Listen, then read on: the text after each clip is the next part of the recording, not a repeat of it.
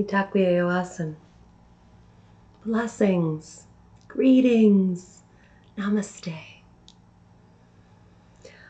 It's lovely to be back here with you at Sacred Awakenings.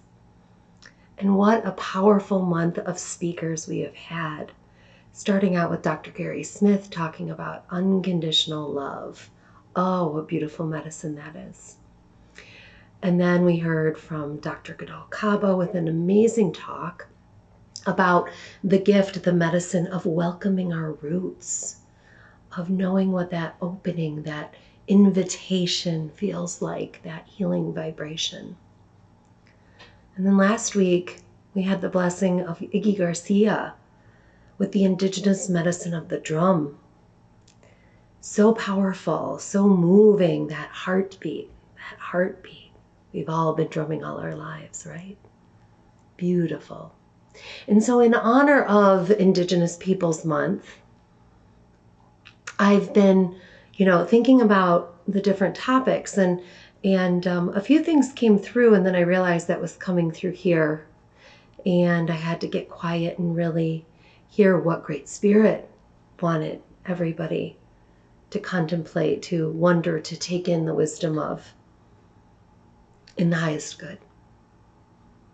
And all my relations, all my relatives, the healing medicine of the understanding and the strengthening of our circle. That's what came through. The medicine of the pipe, the medicine of the people, the medicine of the understanding how we are all one, how you are my relation, you are my relative, how we are connected to the ancestors, like Dr. Godal talked about. That's the medicine in honor of our Native American Heritage Month. So with that, I am Eagle Cloud, named by and ordained by Dr. Godal Kaba through the Aklava Native American Church, Sacred Circle Native American Church. I'm also an ordained Cherokee pipe carrier, ordained by the Cherokee elder Jean Rowe, way back in, the late 1990s. So been using pipe ceremony as one of my medicines for a long time as well. And so that's what's coming through today. But before we get ahead of ourselves, let's open our circle, okay? It's very important, especially at this time, that we open our circle and understand the blessings that we have right now. So the medicine that wanted to come out in my bundle today, this is an important piece. This candle holder is made of the earth and made by the traditional hands and energy and love and peace at the Taos Pueblo in New Mexico. I used to live there in New Mexico, and this was a gift to me. And what this represents is the lineage of our ancestors. And so I'm going to light the candle.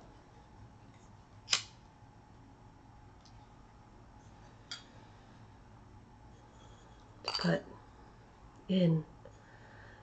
And with this, I call forth all of our ancestors today, all the ancestors in our whole circle of wisdom.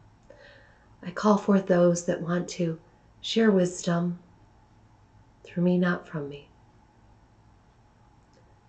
that serves the highest good of this circle today, in this moment, whenever it is you are listening.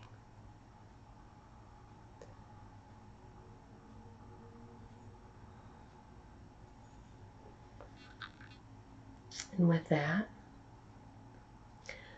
we also call forth our guides of the north, south, the east, and west, those to come in and help us see and feel, bring the light into our hearts that serves our highest good today. And I invite in the guardians of all 6 directions to create the sacred space that all of us can use to explore deeper into ourselves, into our wisdom, into our oneness, and the sacred opening, inviting it in, welcoming it in, feeling that unconditional love and tuning into the heartbeat of all of our relations, of the whole circle. So with that, we will burn the sage, the sacred sage.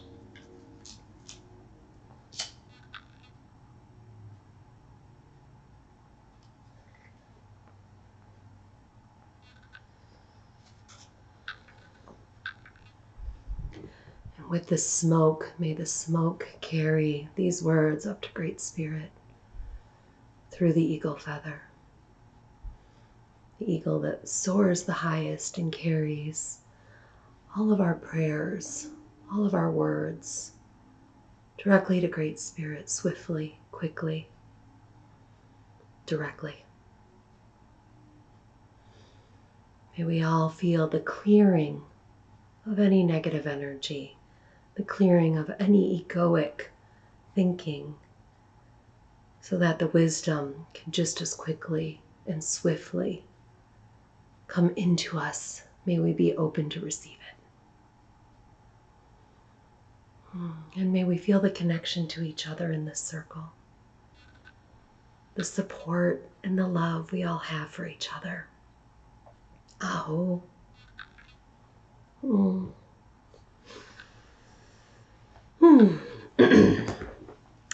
So let's see what needs to come through today. It's Thanksgiving this week, right? So let's flip that around a little bit. Thanksgiving, giving thanks. Giving thanks. Let's take a moment to give thanks to the first peoples, to the indigenous people who lived their truth, who lived their spirituality, and whose medicine people continue to perpetuate that generation after generation. And that it's here for us to access, to practice as a gift to us. The thanking for everything to Creator. Just to slow down and say thank you for everything. Our Native American ancestors did that. It's an easy thing to do. Many different peoples did that, but it's something that the Native Americans are definitely known for, the simplicity of gratitude and what it brings us is critically important. It helps calm the chatter in our brain. It helps the duality dial back. It helps us remember who we are and how we are connected to everything. So when we take the moments to stop and find the appreciation, the gratitude, the thanks for even the smallest thing, it elevates our energy. It makes us healthier in our bodies and our minds and our hearts, of course. And so giving thanks for anything and everything is a beautiful practice. It also helps us to accept, receive what Creator has bestowed upon us, to take it in so that we can thrive, so that we can move forward, so we can elevate and rise in our lives. But it's also important to recognize the practice that Native American spirituality offers us by looking at when things don't go our way. How do we look at that? How do we receive that? How do we still take that into our hearts? And it's very simple. The simple example that is set for us is to simply give it to God. Creator has His reasons. Great Spirit has His reasons. And I am but an instrument. So I don't need to understand why and how everything is happening. I can trust. I can have faith. I can understand that things are unfolding for me, whether it feels good or not. And when I lean into that, so much of that weight on my shoulders falls away. It doesn't necessarily mean that it's easy to walk through, the challenges in life and the journey that's happening.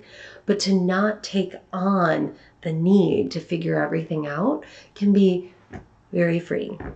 And so as the seasons would come and go, and everything connected to the moon and the sun's rotations, throughout time, our Native American ancestors taught us how to listen, how to watch, how to observe, how to receive signals. And in doing so, it's easier to receive when things aren't going your way, when things aren't going the way of the ego. And that can be challenging for us sometimes, but that is a beautiful gift. And so that is where we turn back into, yes, this may not be feeling right or working out the way I want it to, but what in that mire can I still give thanks for? Can I still look up and say, this is a blessing? Where's my gratitude in this? Where's my I get to instead of I have to? I'm on this side of the dirt today, and I get to face this challenge rather than not. And so that simple way of thinking and processing allows us a heart of love, a heart of gratitude, a heart of giving thanks and recognizing the simple blessings. And it dials back that ego that just wants, desires. And we can calm and find our peaceful place and stay in our higher selves. Creator made this spiritual world for us. He made everything for us. He made the water and the air and the earth. He made the people.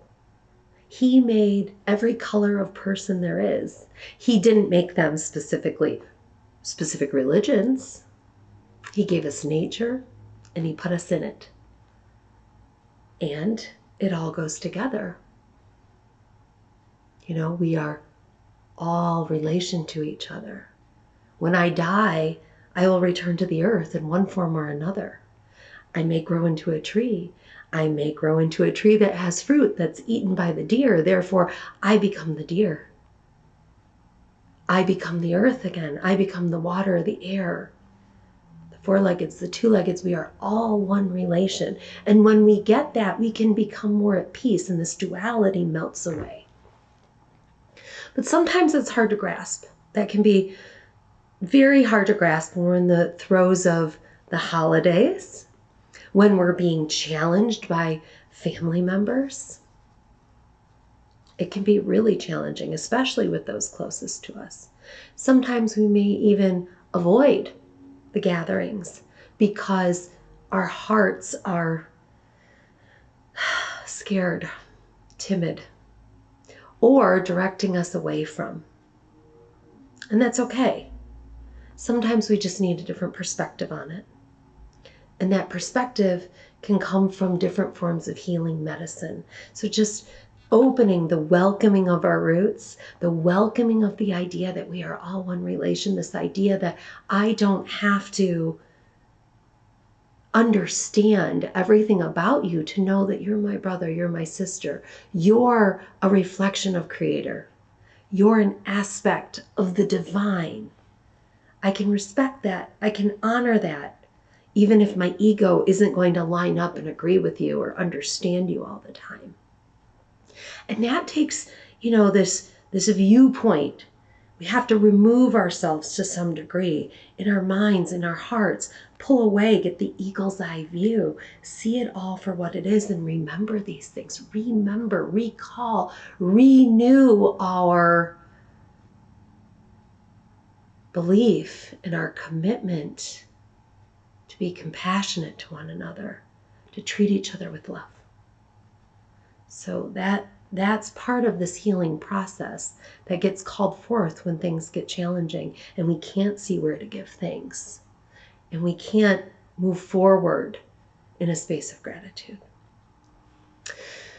The other medicine is the pipe. And I breathe deeply as I pull that in because this was my first medicine introduced to me. And so I will bring forth the pipe. I will bring forth my medicine bag for my pipe.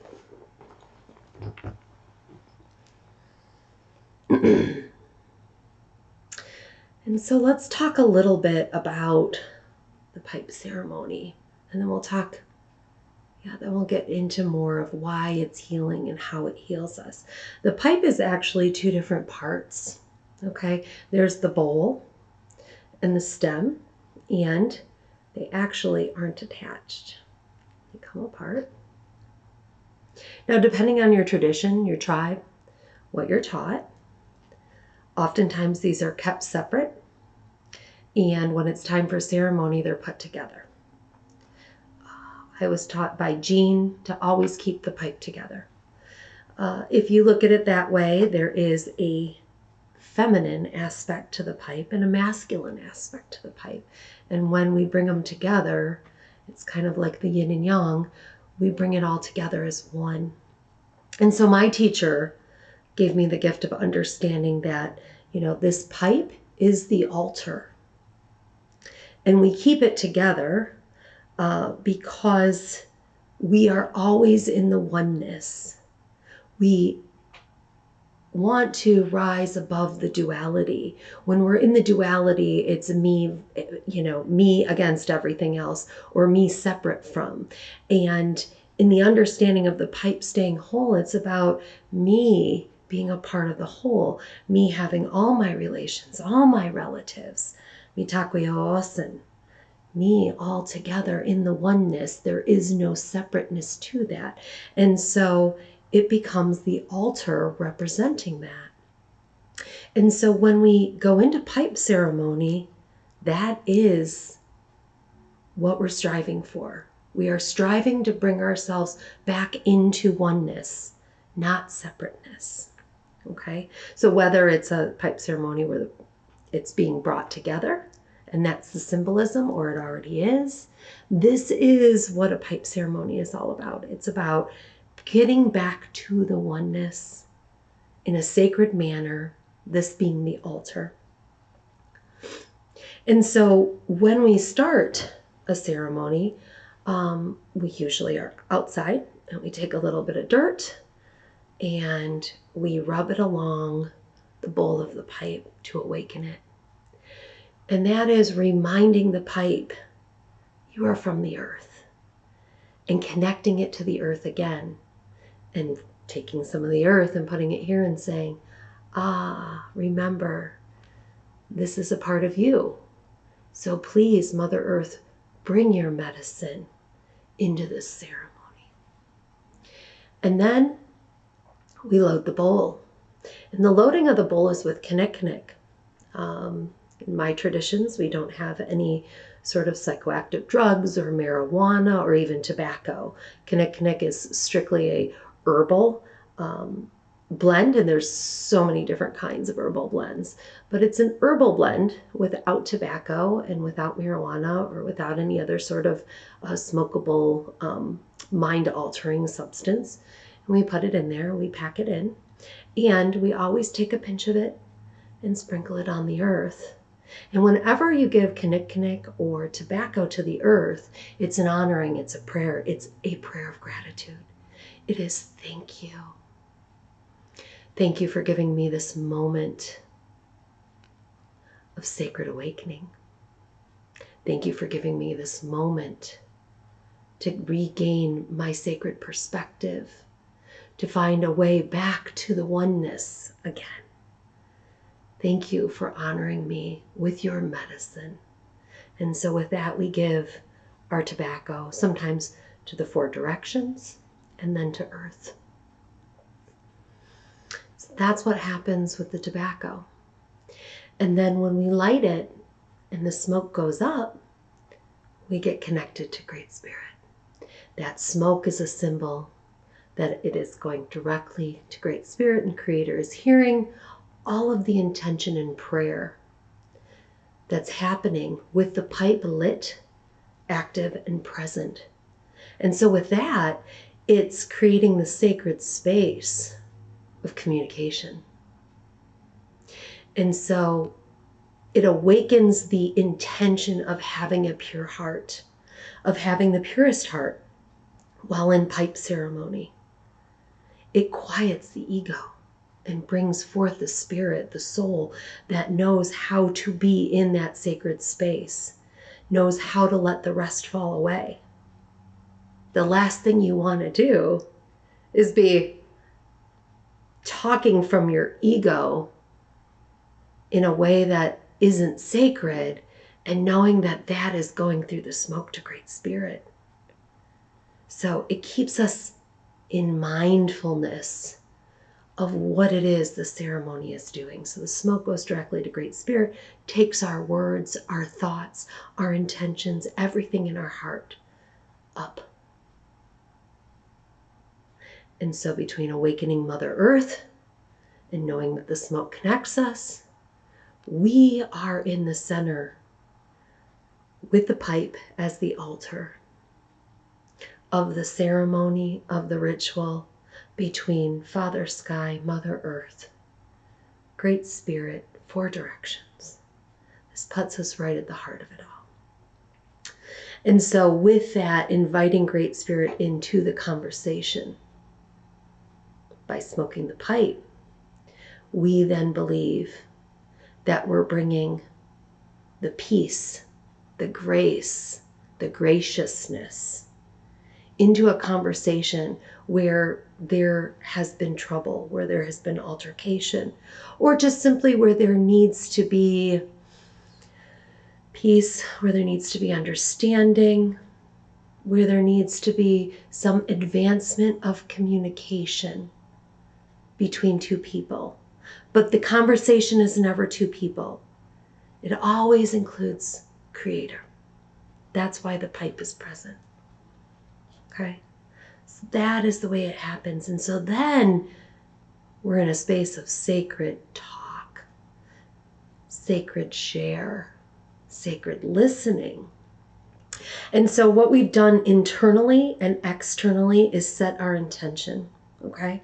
And then we've also recognized our ego. We get our ego in check as this happens. And so there's this natural understanding that my expectations and personal desires have to be looked at now. It's not a subconscious internal thing anymore. It's going to come out. Okay? And then through that, we kind of have a renewal of the sacred contract we have with our brothers and sisters that we are all one relation with. I am able to see you again as a fellow traveler, as an aspect of the divine. Here we are sharing ceremony. And I can't concede to you being less than me, wrong, different in a way that is somehow negative. Okay? So that's a beautiful part of the ceremony. And with that, we're in a sacred space, and therefore the vocabulary that we use is non-confrontational, is not violent. All I can share is what's in my heart. And then comes sacred listening. So in a pipe ceremony, what becomes more important is what's being said by the person smoking the pipe. And who's ever holding the pipe is the one speaking. And so we smoke a little, and we allow that smoke to be Creator's way of connecting with us, and then we speak our hearts. And when we're done, we pass the pipe. It's the other person's turn. But this cycle back and forth, whether it's one-on-one to resolve something, or whether it's a pipe ceremony in a circle of 5, 10, 20 people using it as prayer of gratitude. It is all about being in the sacred circle and doing the sacred listening, the sacred speaking, the connecting, and the allowing, the receiving, the calming. So we go through the cycle. It's this beautiful ceremony that really unfolds our hearts together. And we begin to see that oneness as opposed to the duality anymore. And we learn how to honor each other, even if we're not seeing, thinking, feeling exactly the same thing.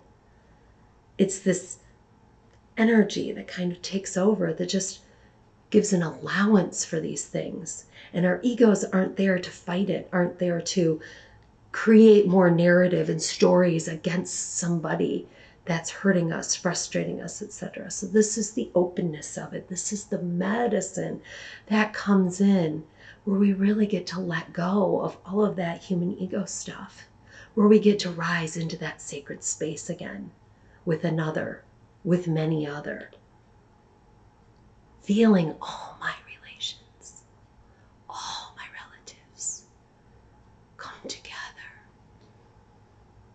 in prayer.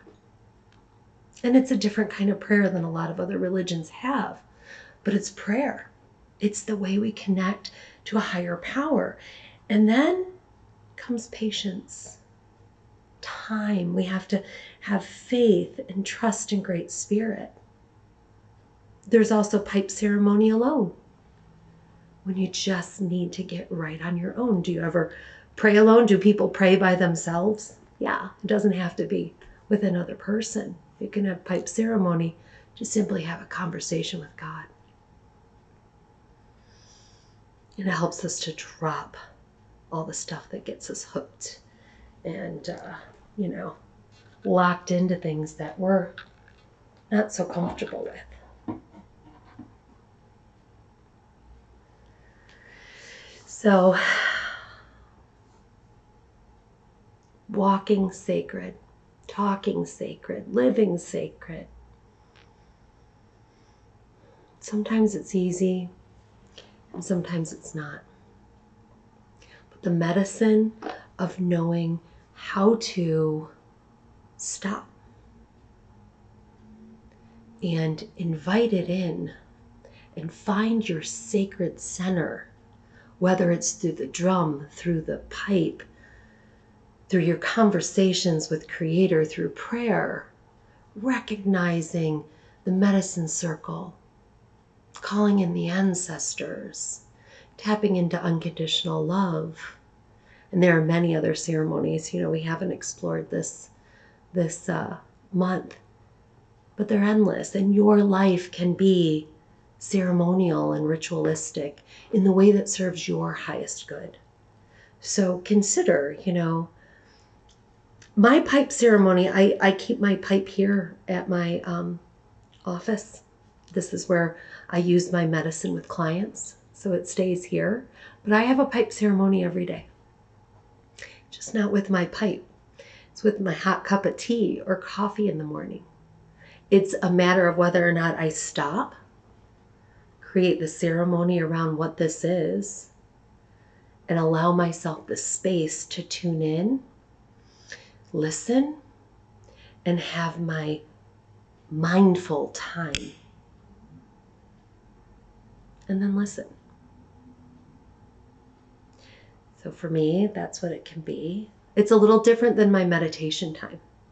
My formal meditation time is about clearing my mind, is about a discipline of opening the space in my mind and turning down the programming that's there. That's a little different. That's more like an exercise. That's like going to the mind gym for myself. And it has ritual. And it's important ritual, man. When I hear those bells and smell that sandalwood incense, shroom, I know what's going on. But the pipe ceremony, that's a little different. That's a conversation that's only in sacred space. So I hope that gives you something to contemplate for yourself.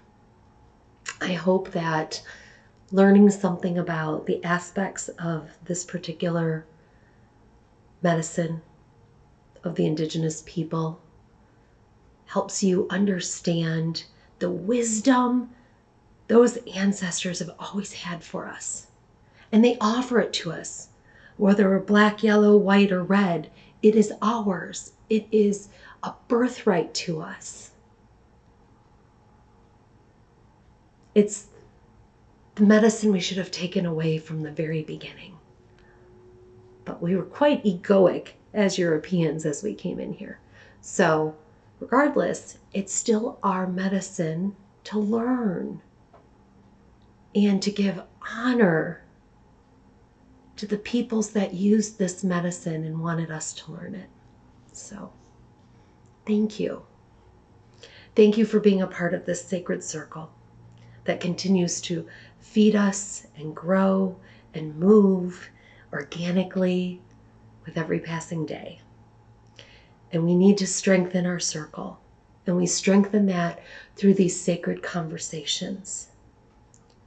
It's good to talk to people who don't agree with you. It's beautiful to talk to people that think differently than you do. It's amazing to learn from people that know things other than you. Allow wisdom to just permeate your body and open you up. And when it really rubs you differently, think about how you could bring the pipe ceremony into your life.